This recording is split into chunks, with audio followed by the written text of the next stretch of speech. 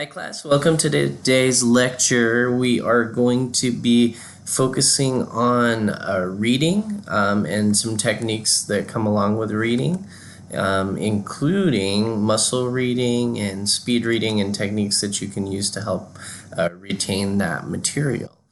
So we'll start with muscle reading. There are three phases of muscle reading and 9 steps that can be used to help you extract the ideas and information that you want. So I'll highlight those phases right now.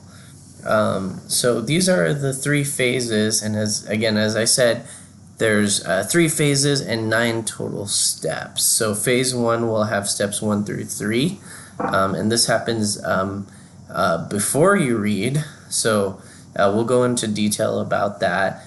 Phase 2 is while you're doing the reading, and that's steps 4 through 6. And then phase 3 is after the fact that you've completed and done the reading, and that's steps 7 through 9. So again, visually here in the presentation, you can see the 3 phases and the 9 steps. So again, 3 phases, 9 steps for muscle reading.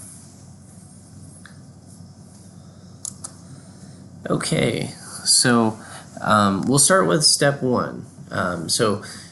Before you start reading, it's really important to preview the material. It'll give you an idea of how much material there is in the chapter and what to expect. You'll also get to take a look at summaries. You'll also get to check out things that are bold and emphasized. Oftentimes textbooks will have sections kind of in the margins that really provide summaries or extra details that are really helpful.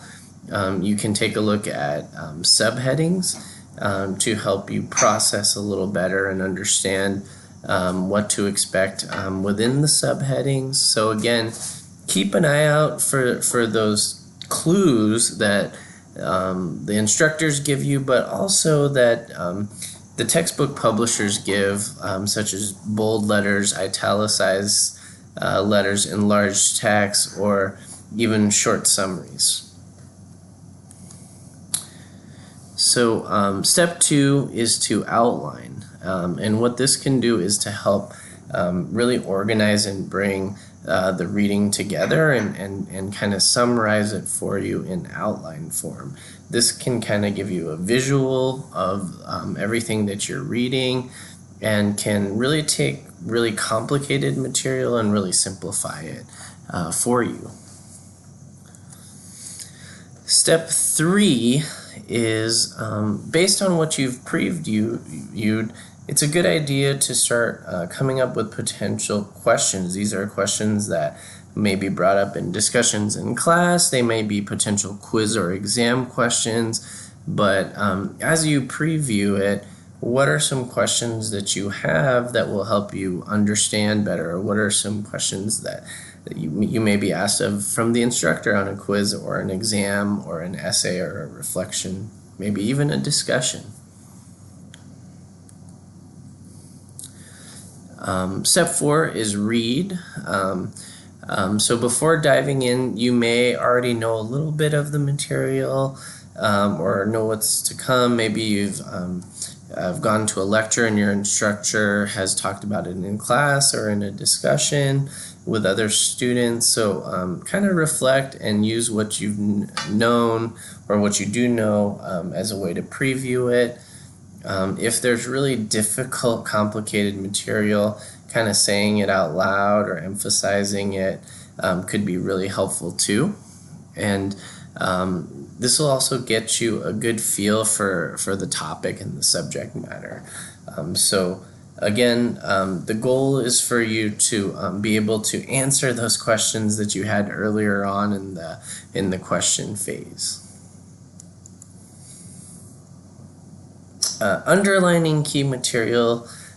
This is something that a lot of students are actually hesitant to do for a lot of reasons.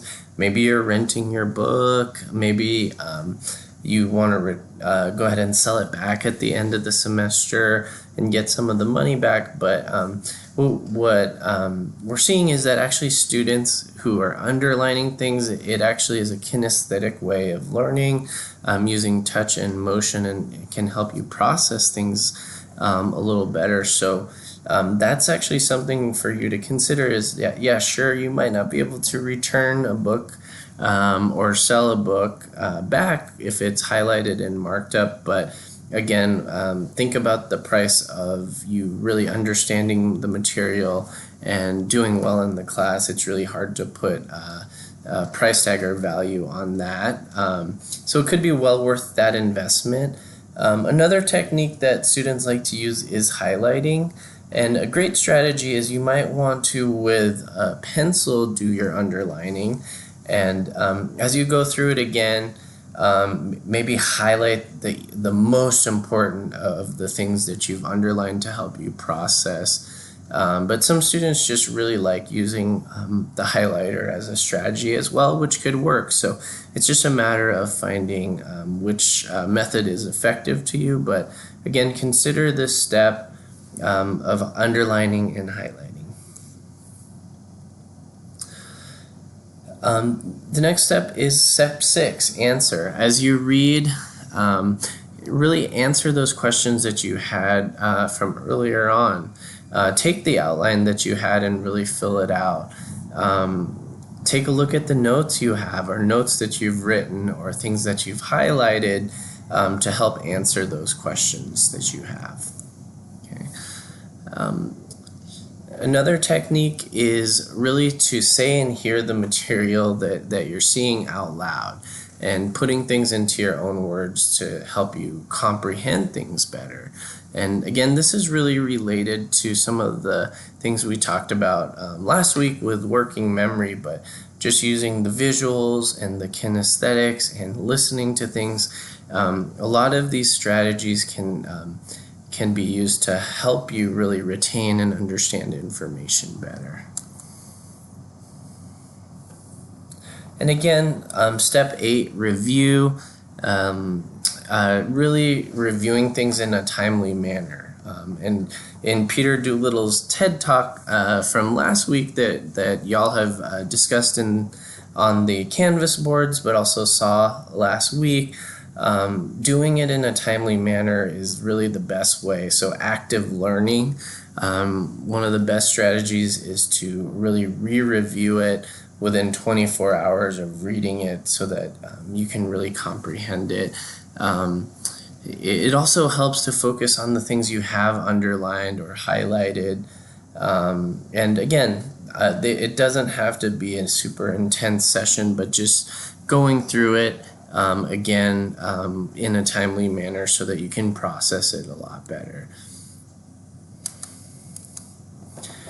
And then step 9 finally is the repetition, right? It's a key technique to understanding your reading and learning and comprehending. So again, review it again. So a couple days or a week or so before an exam, it's really good to do that re-review. So we know you're doing the review within that 24 hours, but again, as you get closer, re-review it. And especially if you've got material that you aren't quite understanding, or that may be really difficult or hard to understand, it may require a little bit more time, and you've got to understand and know that and know yourself. So strategies for when you're reading really difficult to comprehend and understand materials. Do not hesitate to take extra time to do this if you have it. So one of the obvious steps is read it again if it was really hard to comprehend.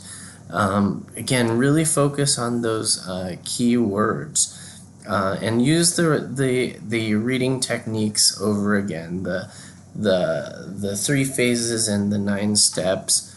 Highly encourage you. We did the accessing student services assignments, but if something's really tough, go to your instructor's office hours. Utilize the learning center or tutoring that's available at the college if you have it. We do have tutoring available remotely as well for students. So we do have learning centers, tutors that can help students who are studying online or from a distance. And then again, just re-emphasizing that the importance of self-care and taking breaks to kind of break things up, and studying and reading in chunks as well. But sometimes it's just a lot of information, and one of the most effective things that you can do is just pause, take a break, and then that should re-energize you to get right back into it. Another thing that a lot of us face, a lot of college students face, is when you're limited in terms of the time that you have available. You have a lot going on in your life. Maybe you're balancing multiple classes, work, family, relationships. Everybody has a lot of things going on and 24 hours in the day. So what can you do? Well, one of the key strategies is definitely relax, chill out, and just kind of get in the zone to focus on reading in this limited amount of time. So setting time limits. It's also really helpful if you know you're going to have limited time, or you have a major or subjects that require a lot of reading. Really kind of learning techniques. So the web is a great way, going online, to learn speed reading techniques. They also have a number of books. They have workshops. You can use LinkedIn Learning and really learn how to speed read, especially as you continue your education when you transfer, go into graduate school. Learning techniques like moving your eyes faster or varying the speeds depending on the material. These are all examples of speed reading techniques. And of course, you want to avoid distractions or habits that will slow you down, right? So maybe you don't read every single letter, every single word, but you skim. This is something that can be developed and learned. So in summary, again, with muscle reading, there are 3 phases and 9 steps. This is really the most effective way to really comprehend and understand your reading, and it's a technique that you can use as a student. Instead of just doing the reading and that's it, use the muscle reading techniques and see if that works for you. Difficult reading, again, will require more time and energy and resources.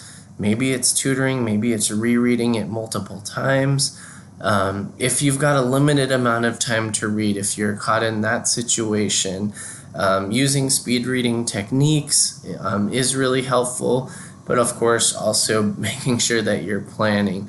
If it is difficult, you want to try to avoid that and plan for that. If there's no way around it, or life happens, then again, really learn those speed reading techniques, use the muscle reading steps. And what is a really effective resource for folks, and there are a lot of different editions of this, but Becoming a Master Student by Dave Ellis is a fantastic book, and a lot of what I covered in this